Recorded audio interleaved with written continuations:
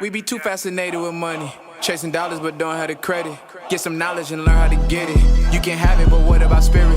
This whole country regardless with systems to go against everything that is proficient. Number one, put God first. Put God first in everything you do. Everything that you think you see in me, everything that I've accomplished, everything that you think I have, and I have a few things, everything that I have is by the grace of God. Understand that. It's a gift. 40 years ago, March 27th, 1975, it was 40 years ago, just this past March, I was flunking out of college. I had a 1.7 grade point average. I hope none of you can relate. I had a 1.7 grade point average. I was sitting in my mother's beauty shop. They still call it beauty shops now? What they call it now? Yeah, I was sitting in the beauty parlor. I was sitting in my mother's beauty parlor, and I'm looking in the mirror, and I see behind me this woman under the dryer. And every time she looked up, every time I looked up, she was looking at me, just looking me in the eye. And I didn't know who she was, and I said, she said, somebody give me a pen, give me a pencil. I have a prophecy. March 27, 1975, she said, boy, you are going to travel the world and speak to millions of people. Now, mind you, I was flunked out of college. I'm thinking about joining the army. I didn't know what I was going to do, and she's telling me I'm going to travel the world and speak to millions of people. Well, I have traveled the world, and I have spoke to millions of people. But that's not the most important thing, the success that I had. The most important thing is that what she taught me and what she told me that day has stayed with me since. I've been protected. I've been directed. I've been corrected. I've kept God in my life and has kept me humble. I didn't always stick with him, but he always stuck with me.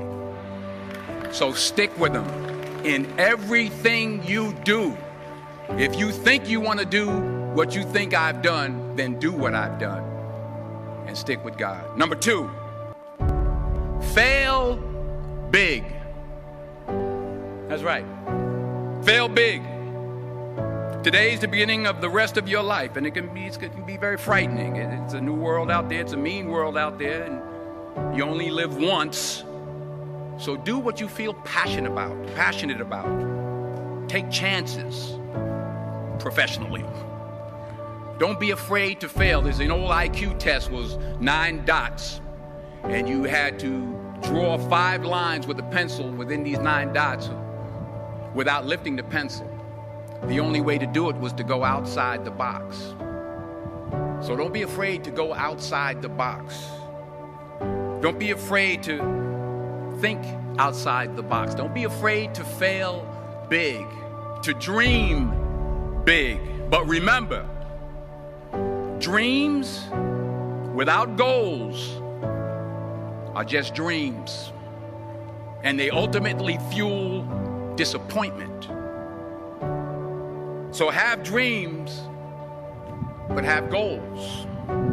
Life goals, yearly goals, monthly goals, daily goals. I try to give myself a goal every day. Sometimes it's just to not curse somebody out.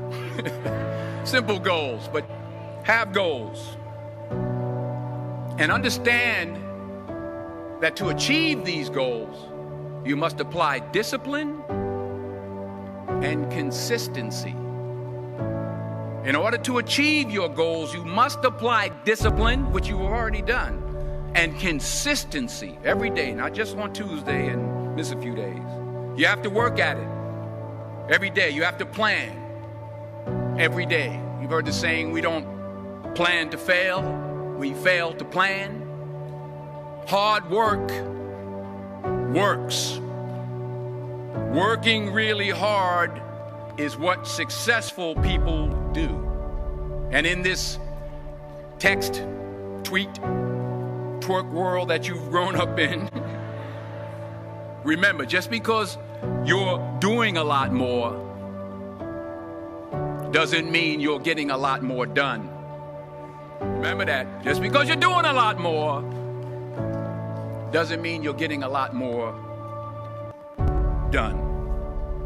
Don't confuse movement with progress. My mother told me, she said, yeah, because you can run in place all the time and never get anywhere.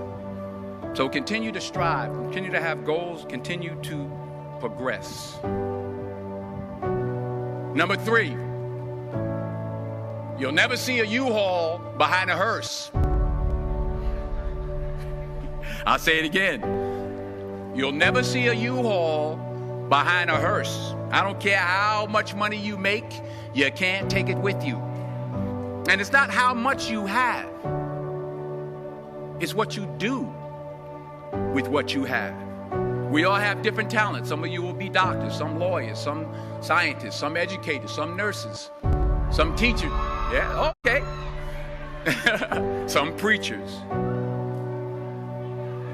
The most selfish thing you can do in this world is help someone else.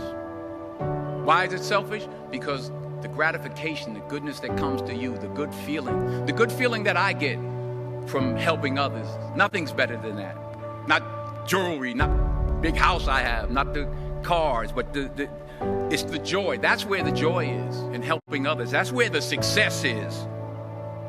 Finally, I pray that you put your slippers way under the bed tonight, so that when you wake up in the morning, you have to get on your knees to reach them. And while you're down there, say thank you for grace. Thank you for mercy. Thank you for understanding. Thank you for wisdom. Thank you for parents. Thank you for love. Thank you for kindness. Thank you for humility. Thank you for peace. Thank you for prosperity. Say thank you in advance for what's already yours. That's how I live my life. That's why I am, one of the reasons why I am today. Say thank you in advance for what is already yours. True desire in the heart for anything good is God's proof to you, sent beforehand to indicate that it's yours already. I'll say it again. True desire in the heart, that itch that you have, whatever it is you want to do, that thing that you want to do to help others and to grow and to make money, that desire, that itch, that's God's proof to you, sent beforehand already to indicate that it's yours. And anything you want good, you can have. So claim it. Work hard to get it. When you get it, reach back. Pull someone else up. Each one, teach one. Don't just aspire to make a living. Aspire to make a difference. We be too fascinated with money, chasing dollars but don't have the credit. Get some knowledge and learn how to get it.